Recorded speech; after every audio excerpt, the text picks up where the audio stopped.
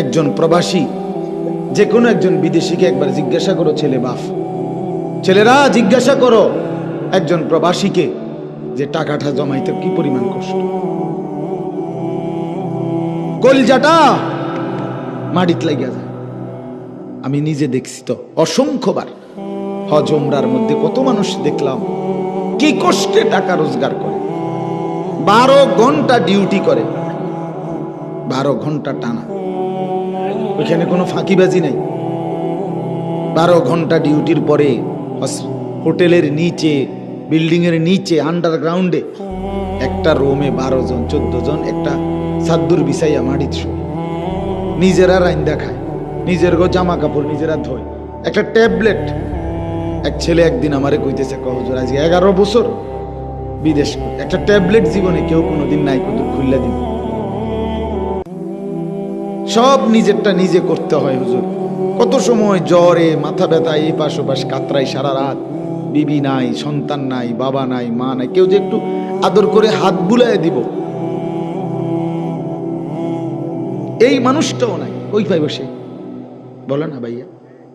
এরপরে এক ছেলে আমার একদিন কইতেছে, হুজুর আমি কোনোদিন যদি কেউ একটা মুরগি এমনি দেয়, কেউ যদি একটা বার্গার দেয়, কিছু একটা দিলে খাইয়া রাত্রের আর রান্দি না, এই পানি কদ্দুর খাইয়া শুইয়া লাই, যে কি শরীরের ক্লান্তি, এই কষ্ট করিয়া বাপ এই জমানো টাকাগুলো দেশে পাঠায়, সেই টাকা তুমি 2 আঙ্গুল দিয়া মোবাইল টিপা শেষ করে লেলে। হ্যাঁ, এটার কি কোনো শেষ নাই বাবা? তামাশা মনে করছে, আহা তামাশা, এইভাবে বুঝি জীবন চলবে বাবা? হ্যাঁ, এইভাবে তো রাজার ধনও ফুরায় যাবে।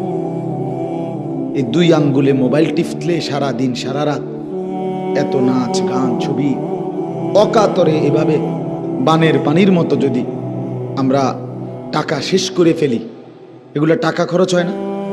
কথা বলেন না কেন? তো এই যে 2 আঙ্গুলে মোবাইল টিপতেছ, টাকা যায় কি না?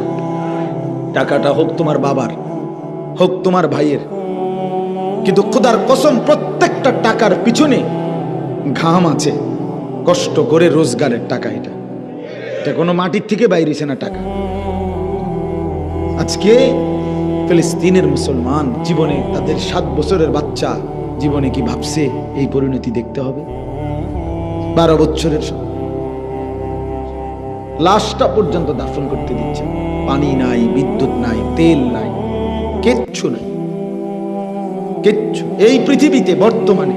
এটা কোনো নূহ নবীর ঘটনা না, কথা বোঝেন নাই আমরা? এটা কি নূহ নবীর ঘটনা?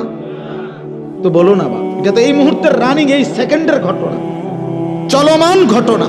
তাহলে আর কত লাশ দেখলে মুসলমানের, আর কত জুলুম দেখলে তুমি মুসলমান, তোমার কলিজার ভিতরে ভয় আসবে? আমি বুঝি না, আমি বুঝি না বাপ। নিজেদেরকে তো এখনো মুসলমান আমরা ভাবতেছি, তাহলে মুসলমানের পরিচয় কি ছেড়ে দিবেন শেষ পর্যন্ত?